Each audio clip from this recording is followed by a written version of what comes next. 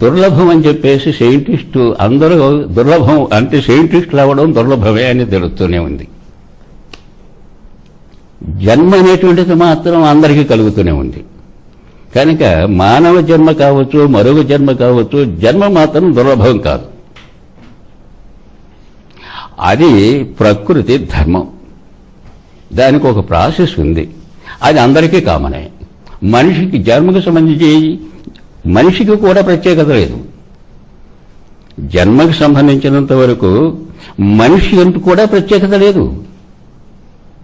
ఇక దుర్లభం అనే మాట ఎక్కడ మనం అప్లై చేయాలి?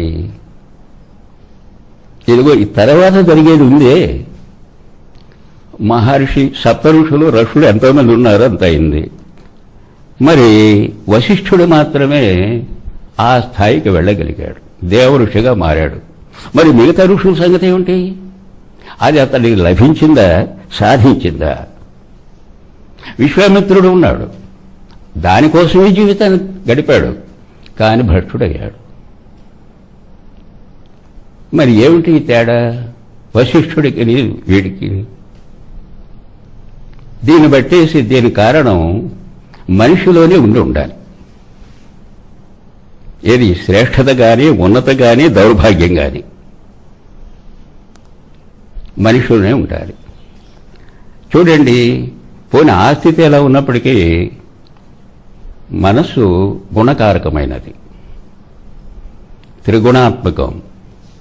శరీరం త్రిదోషం, అది తెలిసిందే. అందరికీ ఉన్నాయి ఆ 3 గుణాలు. ఒకరికి సాత్వికం వృద్ధిలో ఉంటుంది, ఒకరికి రజోగుణం విపరీతం అవుతుంది, ఒకరికి తమో గుణంతోనే జీవితాన్ని సరిపెట్టుకుంటారు. అందరూ మానవులే, అందరికీ అదే బ్రెయిన్.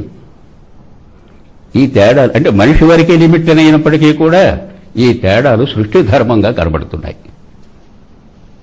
కనుక రెండవది, మానవ జన్మ అనేటువంటిది ఒకరు ఇస్తే జరిగేది కాదు అనేది స్పష్టమవుతోంది. మానవ జన్మే కాదు, ఏదైనప్పటికీ కూడాను. అందుకని మరి ఒక వ్యక్తి తన శరీరము, తన మనస్సు, తన ఆత్మ, తన జ్ఞానం, తన సర్వస్వం తనది కాదు, స్పష్టమవుతోంది. పేరెంట్స్ ఇచ్చినటువంటి శరీరం మూలం, దానిని మనిషి డెవలప్ చేసుకున్నాడు. అది మనిషి కృషి. జన్మ అవుతుంది కాదు, జీవితం అవుతుంది. గమనించారా? కనుక మీరన్నట్టు ఈ శ్రేష్టత లేక భ్రష్టత ఏదైనప్పటికీ కూడా మనిషి స్వయంకృతంగా తెచ్చుకున్నది. దానిలో కొన్ని కారణాలు కూడా ఉంటాయి.